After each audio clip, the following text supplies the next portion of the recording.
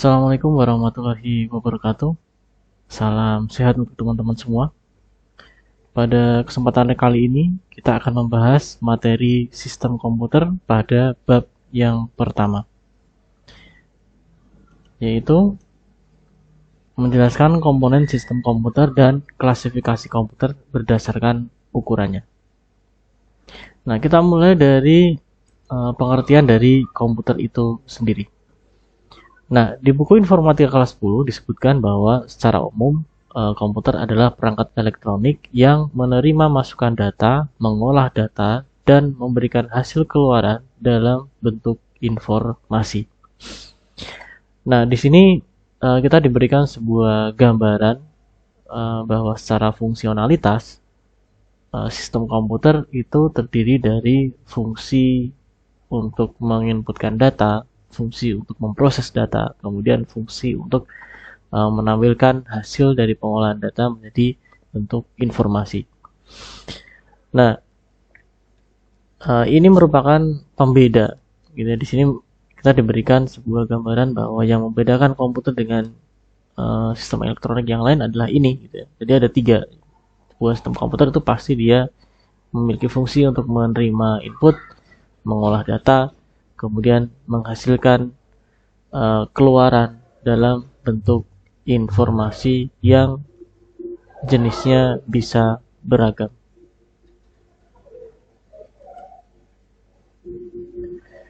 Nah, berikutnya kita akan bahas komponen dari sistem komputer. Nah, sistem komputer terdiri dari 3 komponen utama. Yang pertama adalah user, kemudian software, kemudian hardware. Nah, mari kita bahas satu persatu. Nah, yang pertama adalah hardware. Nah, apa itu hardware? Nah, hardware adalah semua perangkat fisik pada sistem komputer yang dapat disentuh, dilihat, dan atau dipindahkan. Nah, perangkat keras ini terbagi menjadi beberapa kategori. Yang pertama adalah perangkat input, kemudian ada perangkat pemroses, perangkat output, kemudian perangkat memori. Yang di sini perangkat memori ini masih diklasifikasi lagi menjadi 2, yaitu primary memory sama secondary memory. Nah, perangkat input adalah perangkat keras komputer yang digunakan untuk memasukkan data ke dalam sistem komputer. Di sini contohnya ada banyak gitu ya. Ada keyboard, mouse, microphone, ada webcam, barcode reader, dan sebagainya. Kemudian ada lagi yang namanya perangkat pemroses. Nah, perangkat pemroses adalah perangkat keras yang melakukan pemrosesan data dan mengendalikan perangkat keras yang lain untuk mendukung kegiatan tersebut. Nah, contohnya apa? Contohnya ada prosesor, ada mainboard, ada graphical processing unit, dan sebagainya. Nah, perangkat keras yang ketiga adalah perangkat penyimpanan. Nah, di sini perangkat penyimpanan adalah perangkat keras yang digunakan untuk menyimpan data dan program. Nah, perangkat memori ini ada 2. Yang pertama adalah primary memory, yang contohnya seperti RAM atau ROM. Kemudian yang kedua adalah secondary memory, yang contohnya adalah hard disk, flash disk, CD, memory card, dan sebagainya. Kemudian jenis yang keempat adalah perangkat keluaran. Nah, perangkat keluaran atau output dia adalah perangkat keras yang digunakan untuk menampilkan informasi dalam bentuk yang bisa dibaca atau bisa dipahami oleh pengguna atau user. Nah, contohnya di sini ada monitor, speaker, printer, dan sebagainya.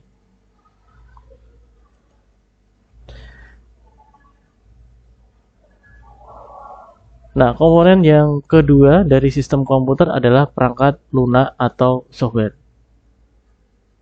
Nah, di buku disebutkan bahwa perangkat lunak atau software adalah perangkat komputer yang tidak terlihat secara fisik, namun berfungsi dan dapat dioperasikan oleh pengguna melalui antarmuka atau user interface yang disediakan.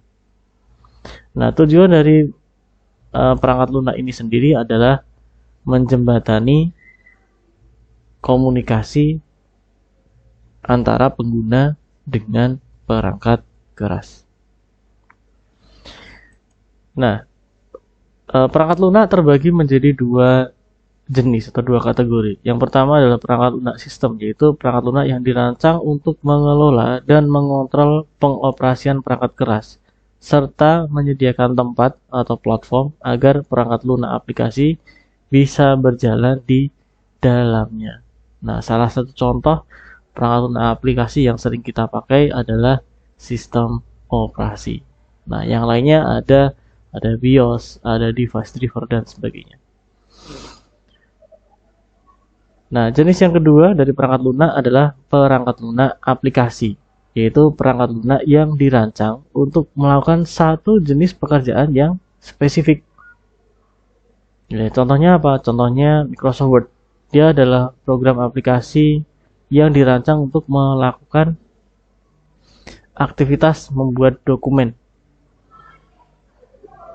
teks gitu. Kemudian ada contoh yang lain adalah Microsoft Excel. Dia program aplikasi yang digunakan spesifik, memiliki tugas spesifik atau fungsi spesifik, yaitu untuk mengolah angka dan lain sebagainya.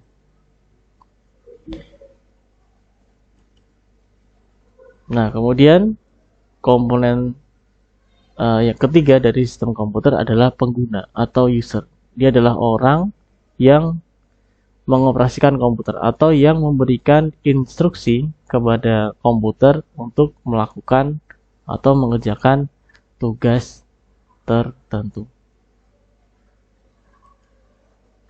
Nah, berikutnya kita akan membahas klasifikasi komputer berdasarkan ukurannya. Nah, komputer dapat diklasifikasikan menjadi beberapa kategori, gitu ya. Ada yang berdasarkan tipenya, di situ ada jenis analog, digital atau hybrid. Kemudian yang kedua ada berdasarkan ukurannya, ada micro, ada mini, ada mainframe, kemudian ada superkomputer. Kemudian yang ketiga berdasarkan purpose-nya, berdasarkan tujuannya kenapa kenapa komputer dibuat. Jadi ada yang general purpose komputer, kemudian ada yang disebutnya special purpose komputer. Nah, pada bahasan kali ini kita hanya akan membahas klasifikasi komputer berdasarkan ukurannya. Di sini kita mendapati ada 4 jenis komputer berdasarkan ukurannya. Yang pertama adalah microkomputer, kemudian yang kedua ada mini komputer, kemudian yang ketiga ada mainframe, kemudian yang keempat ada superkomputer. Masing-masing memiliki karakteristik dan kegunaannya sendiri-sendiri. Oke, yang pertama adalah microkomputer. Nah, dia adalah komputer dengan ukuran yang paling kecil dari sisi fisik, kapasitas penyimpanan dan performanya dibanding dengan mini, mainframe sama superkomputer. Nah, karakteristiknya adalah dia hanya memiliki satu chip mikroprosesor atau satu unit prosesor sebagai unit pemroses utamanya. Jadi hanya memiliki satu prosesor saja. Kemudian yang berikutnya adalah dirancang hanya untuk dioperasikan oleh satu pengguna saja dalam satu waktu, atau kita biasa menyebutnya dengan istilah single user. Dan dia tidak bisa multi user. Jadi tidak bisa diakses oleh banyak user dalam satu waktu. Kemudian untuk penggunaannya biasanya digunakan untuk melakukan pekerjaan yang sifatnya umum dan personal biasanya. Contohnya ada pekerjaan kantor, pengolahan grafis, hiburan, multimedia, game, dan seterusnya.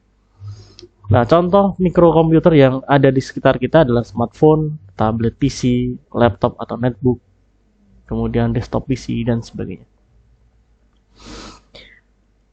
Nah, jenis komputer yang kedua adalah mini komputer. Nah, mini komputer adalah komputer dengan kapasitas penyimpanan dan performa yang lebih tinggi dibanding mikrokomputer, tapi masih di bawah komputer mainframe. Nah, kalau sekarang secara fisik bentuk dari mini komputer ini mirip dengan komputer desktop pada umumnya, gitu, yang dia jenisnya mikrokomputer. Nah, bedanya adalah hardware yang ada di dalamnya. Nah, biasanya sebuah mini komputer itu dia memiliki lebih dari satu chip mikroprosesor. Jadi di dalam komputer mini komputer ini dia memiliki prosesor yang jumlahnya lebih dari satu, gitu ya, bisa dua, bisa empat, dan seterusnya.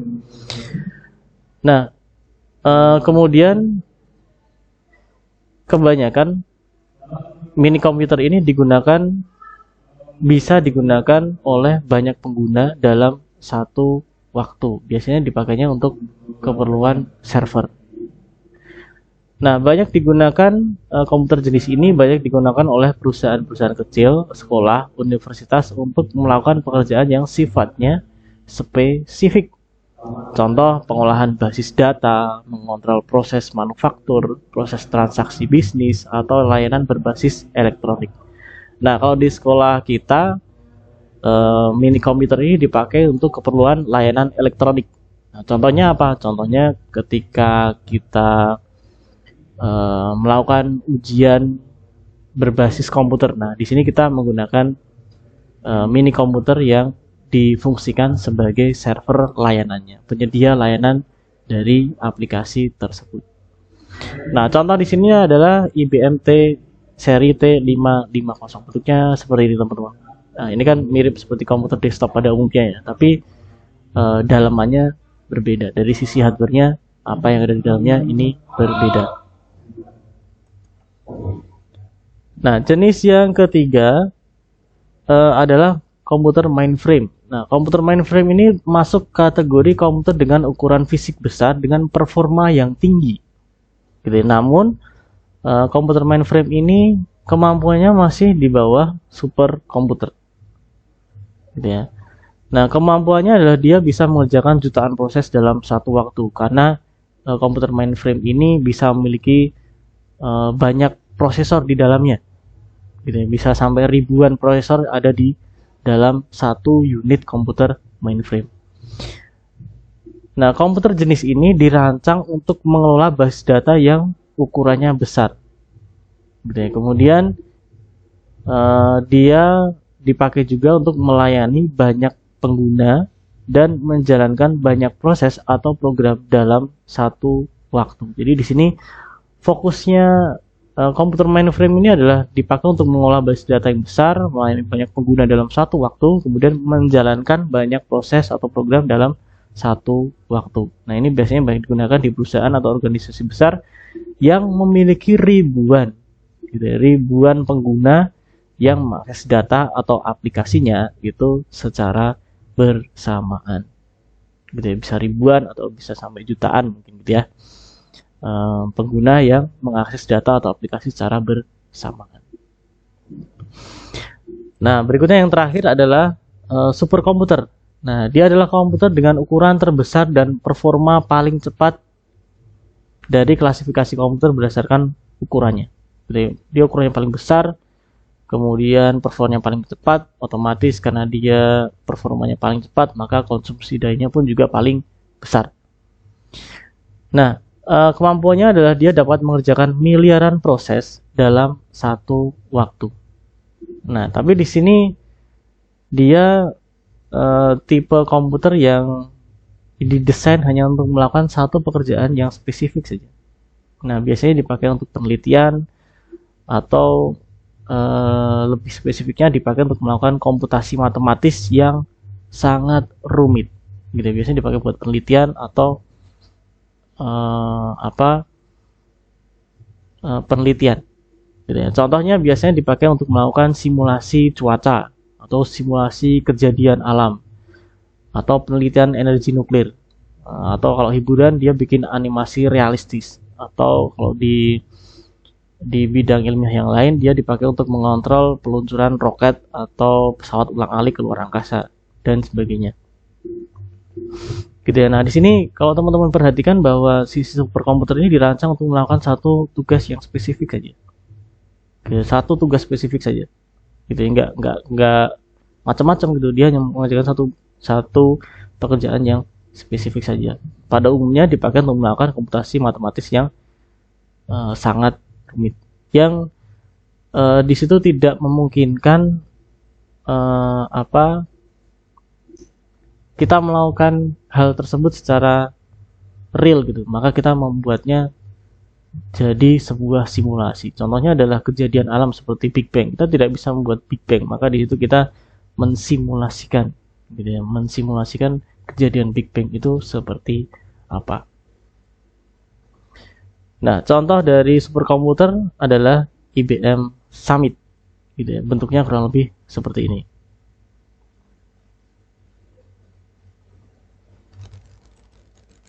Nah, demikian adalah akhir pembahasan dari materi sistem komputer pada bab yang kedua. Semoga bisa membantu teman-teman untuk belajar. Terima kasih atas perhatiannya. Saya akhiri. Wassalamualaikum warahmatullahi wabarakatuh.